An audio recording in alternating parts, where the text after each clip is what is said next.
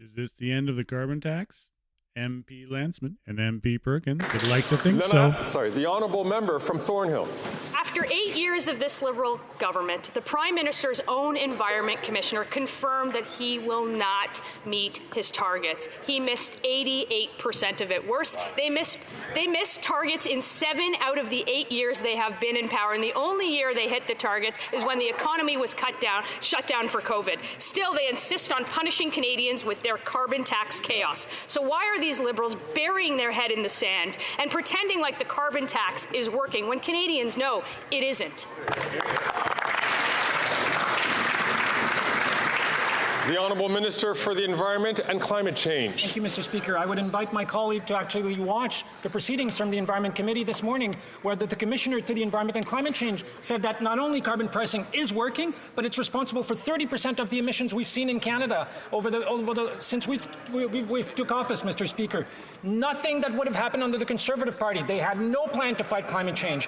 They had no plan to develop the economy. They had no plan for renewable energy, for clean electricity, for electrification of transportation. That's why Canada is so far lagging behind other countries. We're playing catch-up, Mr. Speaker, but thanks to all of our efforts, we're getting there. No thanks to the Conservative Party. Hear, hear.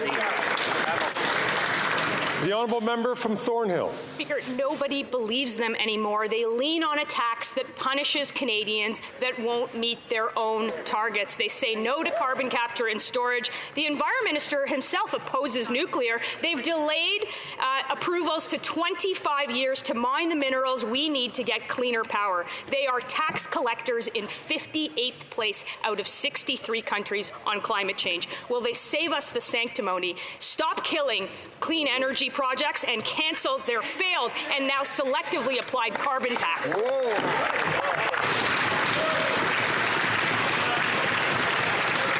The Honourable Minister for Natural Resources and Energy.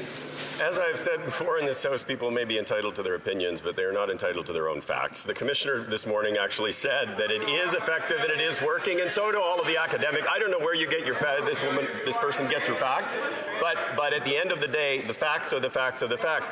The fact is these folks don't have a plan for climate change, but they also don't have a plan for the economy. In fact, right now in committee, in Natural Resources Committee, they are blocking moving forward with Bill C-49, which is about enabling the development of an offshore wind and a hydrogen program in Atlantic Canada, something supported by the Conservative Premier of Nova Scotia and the province of Newfoundland and Labrador. It is bizarre, Mr. Speaker.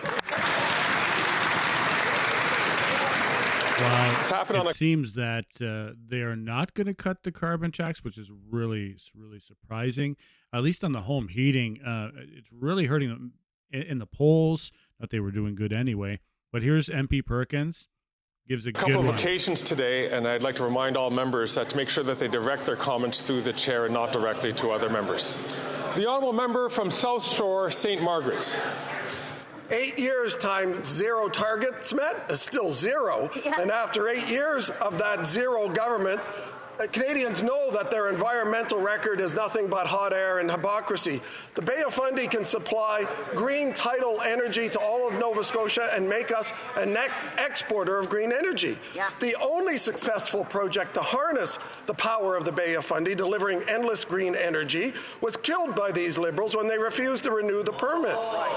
They killed capital investment in tidal power. Why does this Prime Minister claim to support green energy but veto green tidal projects?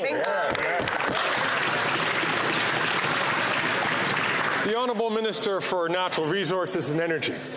You know what is the height of hypocrisy, Mr. Speaker? It's a member of Parliament who was elected on a campaign platform that included a price on pollution who now disavows that every day in this House. It's an Atlantic Canadian member of Parliament who is actively opposing the development of a major offshore wind and hydrogen project in Nova Scotia in direct opposition to the Conservative Premier of his province. That, Mr. Speaker, is the height of hypocrisy. Hear, hear.